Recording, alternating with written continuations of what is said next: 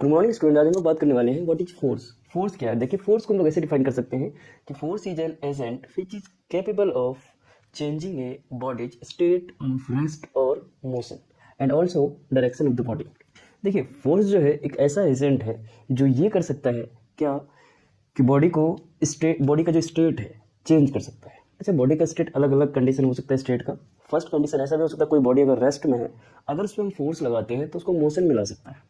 दूसरा स्टेट, अगर कोई बॉडी मोशन में है, अगर उसमें हम और भी फोर्स लगा दें तो उसके मोशन को चेंज कर सकता है। और तीसरा कंडीशन क्या कर सकता है, अगर कोई बॉडी कोई पर्टिकुलर डायरेक्शन में ट्रेवल कर रही है तो उसके डायरेक्शन को भी चेंज कर सकते हैं फोर्स लगाकर। ठीक है, तो बेसिकली फोर्स ये है, ये एजेंट है जो बॉडी के डायरेक्शन को चेंज कर सकता है, बॉडी के स्टेट को चेंज कर सकता है, तो इसको हम लोग कहते हैं फोर्स। अब फोर्स को डिफाइन करने का दूसरा भी तरीका है। दूसरा तरीका क्या है?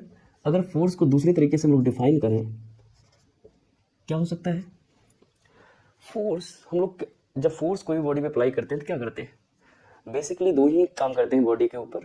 पहला क्या करते हैं, हम लोग बॉडी को पुश करते हैं या तो बॉडी को पुल करते हैं। पुश पुल बस। तो हम लोग लिख सकते हैं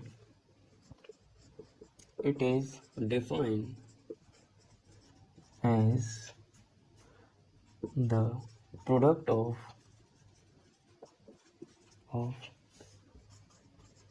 mass and acceleration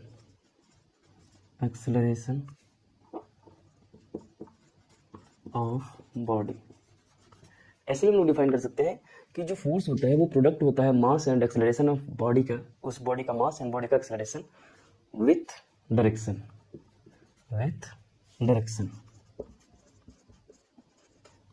ठीक है, नेक्स्ट फोर्स को हम लोग ऐसे भी डिफाइन कर सकते हैं, इट इज ए पुलिंग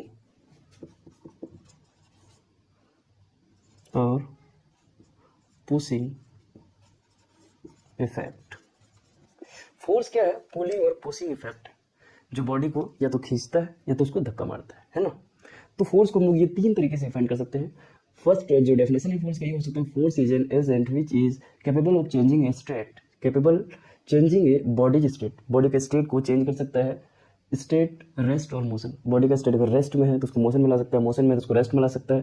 ठीक है, सेकंड कंडीशन, उसके डायरेक्शन को भी चेंज कर सकता है। कोई भी बॉडी अगर कोई पर्टिकुलर डायरेक्शन में मूव कर रही है तो अगर हम चाहें तो फोर्स लगाकर उसके डायरेक्शन को चेंज कर सकते हैं। और दूसरी बात, कोई बॉडी अगर मूव करे तो उसको हम रोक सकते हैं, रेस्ट में ला सकते हैं। और कोई बॉडी अगर रेस्ट में है तो उसको हम लोग मोशन में ला सकते हैं। ये किसके कारण? फोर्स के कारण। तो ये सब है फोर्स का इफेक्ट और इसको हम लोग फोर्स कर सकते हैं।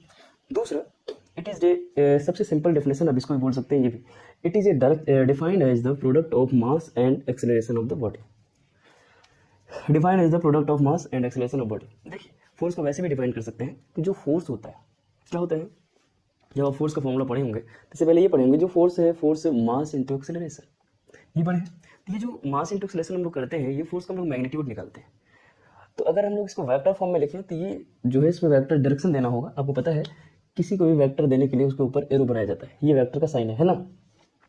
तो हम लोग जो सीधा लिखते हैं F equal to M A, ये क्या है? ये इसका मैग्नीट्यूड है, फोर्स का मैग्नीट्यूड है, मास इंटू एक्सेलरेशन। अब अगर फोर्स लिखे हम लोग, force equal to mass into acceleration, तो इसमें हम लोग को ऐसे डायरेक्शन देना पड़ेगा। मास तो स्केलर क्वांटिटी है ना, एक्सेलरेशन है वेक्टर क्वांटिटी। ठीक है, तो ऐसे हम लोग फोर्स को कैलकुलेट कर सकते हैं यहाँ से। अब ये फॉर्म कब लिखते हैं? ये फॉर्म हम लोग ऐसे लिखते हैं, आपको पता है किसी के भी ऊपर मैग्नीट्यूड निकालने के लिए उसमें हम लोग ऐसे लगाते हैं मोड एम ए। देखिए, ये जो मैग्नीट्यूड है केवल उसी पे काम करेगा जो क्या है, वेक्टर क्वांटिटी। तो ये एक्सेलरेशन के ऊपर आ जाएगा। अब इसको हम लोग ये वाला फॉर्म में लिख सकते हैं आराम से। ये केवल मैग्नीट्यूड है, हम लोग मैग्नीट्यूड ले रहे हैं फोर्स का कि कितना फोर्स अप्लाइड हो रहा है, कोई भी बॉडी में। ठीक है, कितना फोर्स हम लोग पुल कर रहे हैं, कितना फोर्स हम लोग पुश कर रहे हैं। तो पुल कर रहे हैं, कितना भी फोर्स से पुल करेंगे, कितना फोर्स से पुश करेंगे। ठीक है, कोई भी बॉडी है, फॉर एग्जाम्पल ये बॉडी यहाँ, हम इसको ऐसे पुल कर रहे हैं, ये ध्यान से, ऐसे पुल कर रहे हैं।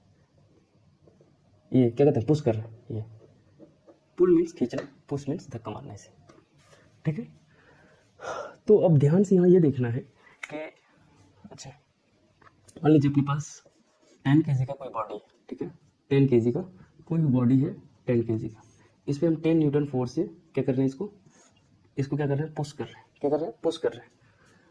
तो कभी कभी क्वेश्चन ये पूछ लेता है, बताइए इसका एक्सेलरेशन क्या, what is the acceleration of body when body of mass 10 kg applies 10 Newton force.